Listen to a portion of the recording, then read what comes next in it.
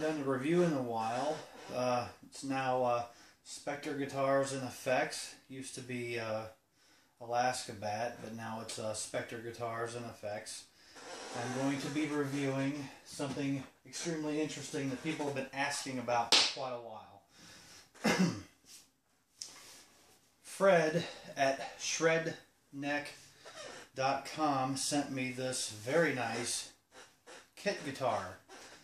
What sets us apart from your typical like Saga kits is that this comes completely pre-assembled. This is the Lynch kit. Check it out. It's got the rosewood fretboard. It's got the reverse banana. It's not the hockey stick. It's the banana headstock. Like a true like kamikaze style. It's different in the sense of a kamikaze body style, that it's more like a Kramer Beretta as opposed to the Super Strat kamikaze body style. It's got a licensed Floyd Rose. It's Chinese made. What do you expect? But it's not bad, surprisingly. It's unfinished, but it's got a nice sanding sealer on there, so it's ready for you to put whatever paint or graphics, whatever you want to do. It came out of the box just like this. Didn't have to do anything to it. It's surprisingly nice. The frets are polished. They're very nice. It was set up. I didn't have to do anything to it. Minor tuning.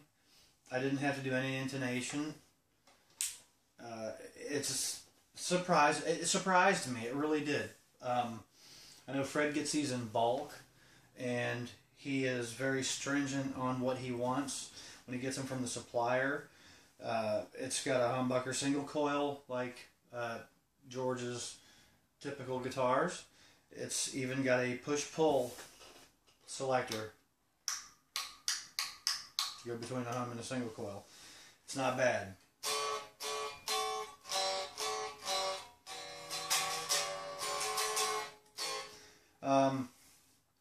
I haven't decided how I'm going to finish this yet. I'm going to do something a little different. I don't know if I'm going to do a typical Lynch finish. If I do, I'm actually considering doing the submarine. You remember that one? The old Charvel submarine? Which means I may actually shave off the headstock to a point like the Charvel Jackson style pointy headstock. Or I may just keep the banana headstock and do the, that version, or my version of the submarine, because that was such a cool, that was the pre-kamikaze, that inspired the kamikaze later on. So I may just go with that. Alright, well now, let's hear what it sounds like. Oh, okay, it's actually not too bad. I mean, straight out of the box, it's pretty decent. I have not changed the pickups.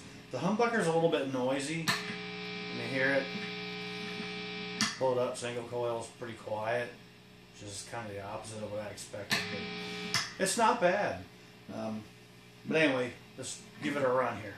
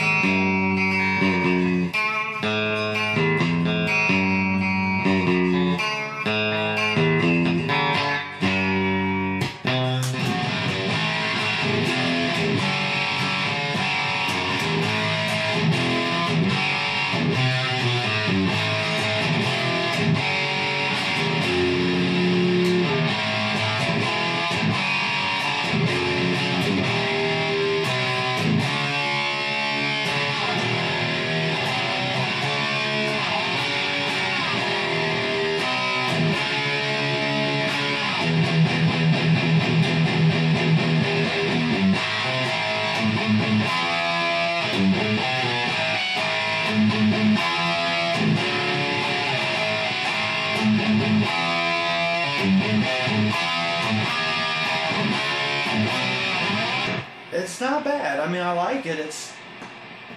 a little bit noisy. I'm going to change the bridge humbucker out. I haven't decided what I'm going to throw in there yet. I think I'm going to do it in stages. I've got so many pickups laying around. I've got some stock Ibanez pickups. I'm going to throw a V2 in there first, and I'm going to throw in a V8. Yeah, should have had a V8. I'm going to throw that in there and see what happens. And then I'm going to dump an Evolution in.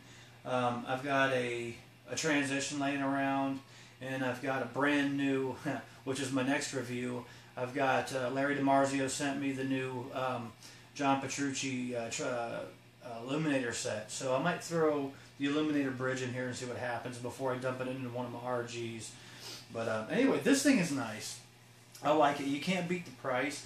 It's got the skunk stripe on the back. It's pretty cool. Easy access to the controls. And it's bolt-on. It's got a nice unfinished neck. I mean, like I said, it's got the sealer on the body, but the neck has got a really nice feel to it. It's got a nice C shape to it. It's a little thinner than some of George's ESPs. Just a little bit. He likes that big old wide and thick neck, but it's built nice. It's got a nice joint to it up here. You do whatever you want. The tuning keys are surprisingly decent. They look like little mini Grovers. No warpage at all. Do that famous Lynch pose. Remember that in the 80s? Anyway, if you can look down the fretboard there. No warps. I've got the action a little higher than I usually have. I like to have it set pretty low. Got my Ibanez's. The bridge is a little higher than I like, but he had it set up pretty nice. The base plate's actually parallel to the body, which is what it should be. Overall, it is a very, very, very nice kit. I'm not even going to call it a kit because it came assembled, but let's call it a raw guitar. This thing kicks major ass. I also want to say thanks to my buddy Howard for kind of pointing me into the direction of these, because I didn't even know that Shredneck had these if it wasn't for my buddy Howard. He has a Facebook page, and he also has a YouTube channel like I do. You can check him out. It's ESP LTD Guitar Lover on YouTube. Go check him out. He's got a ton more reviews than I do. He's been doing it longer than I have, and I always give him a shout out because he's a good guy. But this thing is nice, so I'm just going to sit here and crank on it a little bit longer.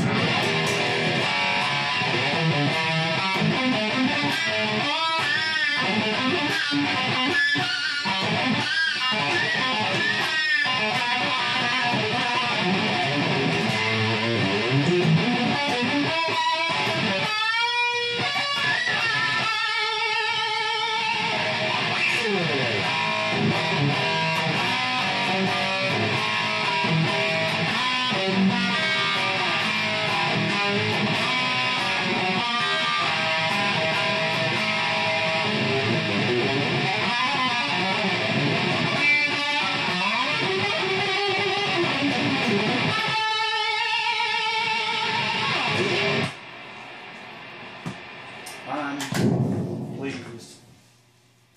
So stay tuned, and I'm going to do a follow-up once this thing's finished so you guys can see what I ended up doing with it.